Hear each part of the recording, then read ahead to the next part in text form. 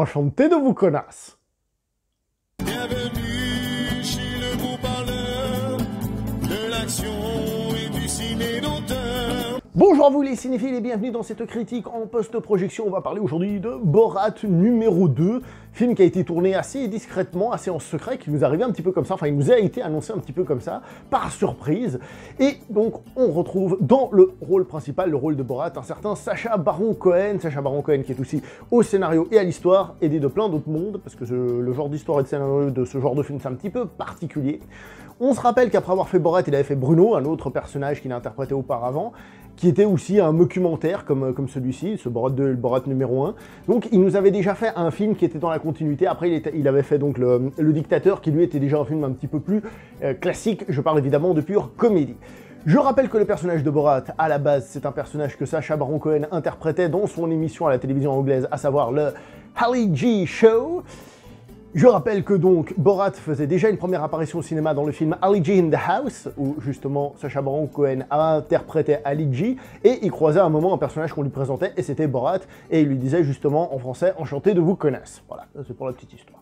Le film est officiellement réalisé par un certain Jason Voliner, mais disons les choses comme elles sont, on s'en fout un petit peu parce qu'il n'y a pas vraiment une marque, une patte ou quoi que ce soit. On est dans un documentaire, donc un faux documentaire, c'est filmé comme un faux documentaire, il n'y a pas une patte spéciale, il n'y a pas un style, il n'y a pas un truc très cinématographique là-dedans.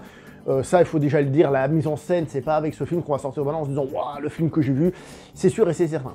Ce qu'il faut retenir au casting, c'est surtout l'actrice Maria Bakalova, qui interprète donc le personnage de Toutard, donc la fille du personnage de Borat, qui, elle, a pratiquement le rôle principal. Je veux dire, ils sont deux à se partager l'écran. Dis donc, est-ce que Borat aurait franchi le cap de 2020 en mettant des femmes en avant? Oui, tout à fait. Parce que Borat, premier du nom, c'était quoi? C'était un portrait de l'Amérique. Et ce Borat 2, je dis Borat 2 parce que le vrai nom est vachement long, c'est déjà une blague en tant que telle, hein. Ce Borat 2 est à nouveau un portrait de l'Amérique trumpienne, de l'Amérique féministe, de plein de petites choses comme ça.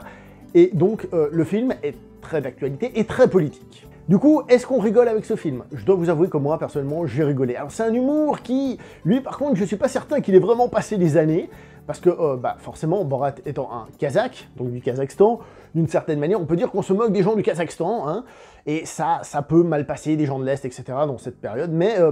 personnellement, j'avoue que je le prends vraiment au second degré, je me dis pas que les gens du Kazakhstan sont comme ça, je suis pas assez con pour le croire, vous voyez. Donc le film me fait plutôt bien rigoler. Il ose des blagues, évidemment, d'une subtilité profonde et absolue, donc ironie, hein, si jamais, c'est pas du tout subtil, hein, et qu'on me montre des poils d'entrejambe et autres variantes, je veux dire, ça y va, à l'heure d'y aller, ça y va. Hein. Et ce qui est assez rigolo, c'est le personnage de sa fille qui au début veut se marier pour pouvoir être mise dans une cage de mariée, voilà, comme quoi la femme on la met dans une cage, etc. Donc il y a toute une critique là derrière, et c'est ça qui est intéressant avec ce film, c'est que non seulement on rigole, enfin en tout cas il essaie de faire rire, après chacun rigolera ou pas aux blagues évidemment, mais non seulement on rigole, mais en plus il y a un petit message derrière, il y a un petit côté corrosif, bien violent qui vient titiller. En plus, le film va parler un petit peu de Covid, parce qu'il a été tourné en partie au début de cet été, donc il y avait déjà un peu ces histoires de virus qui commencent un petit peu à... là, et il a été sur place à ce moment-là, donc aux États-Unis le virus est arrivé un peu après, je ne pourrais pas vous dire exactement quand ont été tournés ces passages aux États-Unis, mais quoi qu'il en soit, on a l'histoire du Covid, on est présent pendant le Covid, donc on est vraiment, mais alors vraiment dans l'actu. Complète. Hein. Le problème avec ce film, c'est que je vous ai déjà dit que la mise en scène, il n'y avait pas grand-chose à dire, et le scénario, en fait, il n'y a pas grand-chose à dire en tant que tel non plus. L'histoire, c'est Borat qui doit se racheter de son pays après avoir donné une très mauvaise image du Kazakhstan. Je pense que le film a dû être un peu critiqué là-dessus, donc il s'en moque un petit peu. Et qui, du coup, doit aller aux États-Unis, en gros, pour faire simple, il doit essayer de donner sa fille à quelqu'un dans la politique, donc la donner, vous voyez ce que je veux dire, pour rattacher un peu l'image et tout ça. Donc le principe du film, il est complètement barré, totalement con, et encore une fois, c'est un peu difficile de savoir, j'ai eu le premier Borat en DVD, j'avais regardé les bonus et tout, j'avais essayé de chercher, et c'est un peu compliqué de savoir ce qu'ils avaient prévu de faire, ce qu'ils ont dû improviser sur le moment, parce qu'il y a une partie un peu caméra cachée, etc., etc. Donc on sent que c'est, voilà, un peu improvisé. D'ailleurs, l'histoire en elle-même, en tant que tel, on s'en fout, c'est juste un fil rouge pour qu'on suive un petit peu l'histoire, pas juste que ce soit des petites blagues, et ça je trouve c'est une qualité quand même de nous raconter une petite histoire, même si on passe de l'un à l'autre un peu comme ça. Donc il n'y a pas grand chose à dire au niveau du scénario, sauf qu'il est là pour nous faire des blagues, et à ce niveau-là, Sacha Baron Cohen, il y va à fond la caisse, à l'ancienne, en mode on dit des stupidités, etc., etc. Est-ce que ce film va vous plaire si vous avez aimé le premier? En théorie, oui, mais en même temps, je connais des gens qui vont dire oui, mais bon, le temps a passé depuis 2006, et puis ça n'a pas beaucoup changé, donc finalement, c'est la même chose, c'est une réédite, j'allais dire une réédition, non, une réédite du premier. Ouais, il y a un petit peu de ça. Donc en théorie, si le premier vous a fait rire, il devrait vous faire rire, mais en même temps, il faut juste tenir compte de ça, c'est que c'est très proche du premier dans l'âme, mais en mode actuel. Le film manque aussi parfois un petit peu, je trouve, d'audace. Le premier Borat avait été qualifié à une époque d'antisémite, ce qui nous a tous fait mourir de rire. Le mec qui a fait ce film s'appelle Sacha Baron Cohen, et il a été qualifié d'antisémite, le film. Comme quoi, à l'époque, il y avait déjà des mecs qui disaient de la merde hein, quand ils regardaient des films. Hein. Bref. Et dans ce film-ci, il y a une scène dans une synagogue, et j'ai trouvé la scène très gentil, d'une certaine manière. C'est pas un défaut d'être gentil, hein. Ça peut être une qualité. Ça commence un peu moqueur, mais finalement, ça devient très gentil. La scène est presque touchante, d'une certaine manière. Ce que je veux dire par là, c'est que parfois, le film, il manque un peu d'énergie, de provocation. Peut-être que des fois, il va pas assez loin. Des fois, oui, des fois, non. Peut-être que c'est dû justement au fait que ce soit plus ou moins des caméras cachées. Voilà. Mais dans l'absolu, il reste quand même très provocateur, que les choses soient bien claires. Au niveau de la mise en scène, et c'est là que j'ai un petit peu de problème avec ces films, tant le premier que celui-là, et même Bruno d'une certaine manière, c'est qu'on est censé avoir des choses qui sont des caméras cachées. Alors, il y a des parties totalement jouées et des parties qui sont censées être des caméras cachées. Le problème, c'est la mise en scène de ces scènes plus ou moins en caméra cachée. Je m'explique. Il y a des moments, ils sont censés faire quelque chose, et on voit qu'on a deux angles de caméra. Pourquoi deux angles de caméra? Ça veut dire qu'il y a deux personnes qui sont en train de filmer.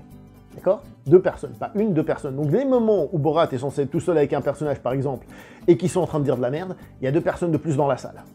Il y a au moins deux personnes de plus dans la même salle qui sont en train de filmer. Alors est-ce qu'ils ont une grosse caméra ou alors un truc plus petit? Ça c'est une question qu'on peut se poser, mais en tout cas ils sont pas tout seuls. Et il y a des angles qui changent, donc ce qui veut dire qu'il y a une mise en scène un petit peu trop travaillée pour être vraiment une caméra cachée. Hein, si vous vous souvenez, les caméras cachées, normalement, c'est une caméra, un mec qui est planqué, puis l'autre qui fait son truc devant, quoi. Et il y a un seul angle, et puis voilà. Là, c'est un petit peu plus. Donc, on peut se poser la question à des moments, à quel point est-ce que c'est vraiment le cas? Alors, peut-être que les gens ont filmé avec un téléphone portable caché ici, là, puis ils filmaient, ou des petites caméras, ou des trucs comme ça.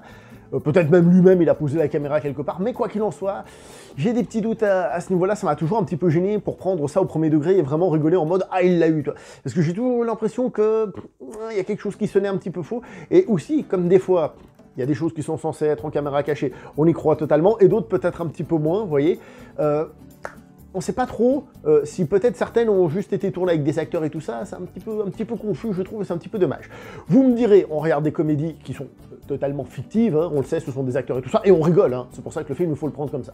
Mais pour finir vite fait, par rapport à la mise en scène là-dessus, par exemple, je me souviens, dans le premier Borat, à un moment donné, il est censé marcher dans la rue et on voit l'ombre du caméraman qui tenait une grosse caméra comme ça en train de filmer. Et encore, je reviens, s'il est dans une scène où il est censé être en caméra cachée, tout seul, etc., il y a le mec qui est en train de filmer, quoi. Il peut pas être tout seul, et puis il y a deux angles. Hein. Et là aussi, il y a des moments, il y a des discussions, tu te dis comment ça se fait qu'il y a autant d'angles de caméra. Alors il y a certaines personnes, on peut se dire qu'ils se sont infiltrés, se sont mis en place, ils ont essayé, etc., etc. Mais dans l'absolu, parfois, ça me paraît un peu compliqué. Voilà. Je répète ce que j'ai dit avant, hein. L'important c'est pas ça, il faut essayer de mettre ça de côté dans sa tête et de se dire tout simplement, voilà, je suis en train de regarder un sketch rigolo, comme si c'était une fiction, mais le problème c'est que du coup je sais jamais exactement sur quel pied danser. Après il y a aussi un détail qu'il faut pas oublier dans ce genre de scène, c'est qu'il y a du montage. Et il y a des moments, lorsqu'on est avec des interviews, justement avec des gens qu'on essaye peut-être de piéger et tout ça, il y a des coupes, et ce qui me fait dire que eh ben, on a peut-être aussi sélectionné les moments où la personne réagit ou dit ce qu'il faut, etc., etc.